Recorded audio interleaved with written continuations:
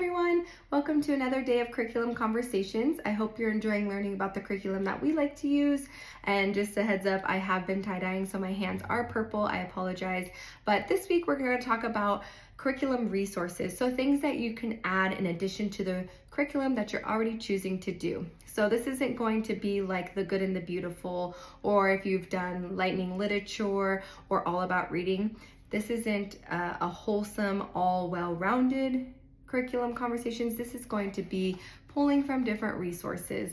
So I like to use these options when it comes to transitions. So coming back from summer break, coming back from spring break, and coming back from winter break. So kind of all of the breaks, this is something that you can use to help with those transitions, as well as if your students kind of becoming bored with the curriculum that you're choosing to use. Sometimes those curriculums that are all in one can feel repetitive and like they're repeating themselves.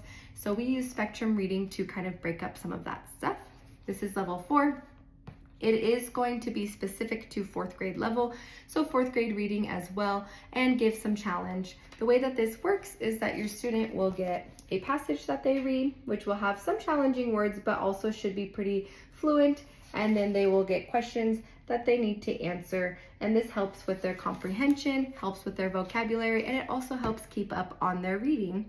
What I love about spectrum reading is that once it starts talking about a subject, like for example, this is patchwork and patchwork history, the next thing that you're reading is now about quilts.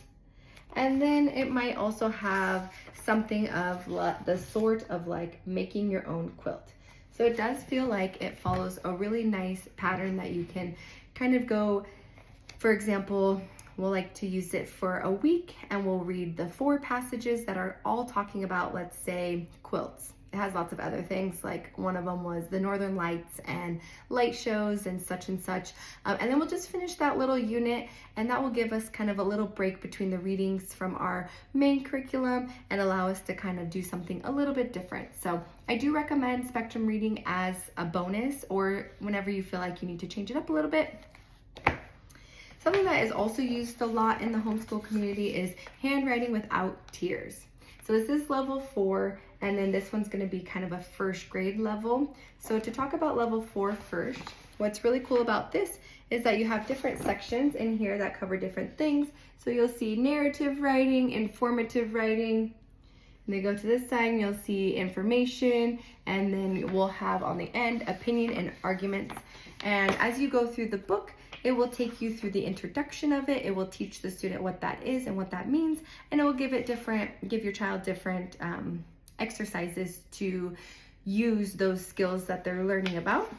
And then it also, what my son loves, is that it gives you a place to draw and to create dialogue. So before you do like the major writing pages, you'll have pages that talk about, different feelings and different moods, different things that you can bring into the story, and it breaks it down in a way that's really easy to follow. I like this handwriting without tears because I feel like I can give it to my student or my child, and they can read it, and then they can do it completely on their own. And as a homeschool mom, homeschooling 2 boys, it's always nice to find something that they can sit and do on their own while I'm either working with my other child or working through some of the work that we're going to be doing later. So I really love how it gives them lots of pages to draw what they're thinking, and then also to write it. It also will give a breakdown. So this is like beginning of 4th grade, where it's creating a character, and then after you create the character, you have the beginning, the middle of the story, and then the end. And it creates organizers as you go throughout the handwriting without tears. So we're not doing handwriting without tears for 5th grade, but we did do this from 1st, 2nd, and then we skipped 3rd and did it for 4th grade. But we are going to switch into IEW for handwriting going into 5th grade for my son, and that's going to be an online classroom where he's kind of in more of a classroom setting, and then he'll be doing some work on his own after he hears from a teacher. But my 1st grader going into 2nd grade will continue with handwriting without tears, and this is just a little example of a 1st grade level. So these are just resources too, so we don't always hit them every single day. I love to use them when it comes to breaking up the curriculum, like I mentioned in the beginning, or just if we need a little addition to what the lesson is for that week. So this one kind of has the same structure, narrative writing, exercises, and then it moves through different models of the of what they should be learning in first grade. I like how in Writing Without Tears, they give you, Handwriting Without Tears, they give you the sentence at this age, and then they're having you copy the sentence. And this is like learning how to write correctly, but then it also gives lots of places to draw pictures. My second grader isn't as excited about the picture drawing, but then it will give like little models into doing some like free-form writing, free-form drawing, which helps their writing. So we do like Handwriting Without Tears. As it gets going, it will get more complex. We'll start talking about first, next, then finalies. And then throughout, we still do have copying what they see. Pardon my hands. Last, we're gonna talk about Explode the Code. So Explode the Code is nice when you have some gaps in your phonics and maybe your student is feeling a little bit older. I would recommend this before 4th grade. So kindergarten through 3rd grade, this feels like an appropriate program to use or an extra resource. But after 4th grade, it can feel a little childlike. So this is the beginning of Explode the Code. So this is gonna be more like your kindergarten slash first grader, but it's just giving different activities that they can do. Again, these resources are really nice because it helps break up the curriculum that you're already doing. So if your student feels bored with that, definitely pull some of these out. And yeah, it can be fun for your student. Gives them little, you know, basically Explode the Code. The idea is that they're decoding the phonics. This is gonna be 2.5.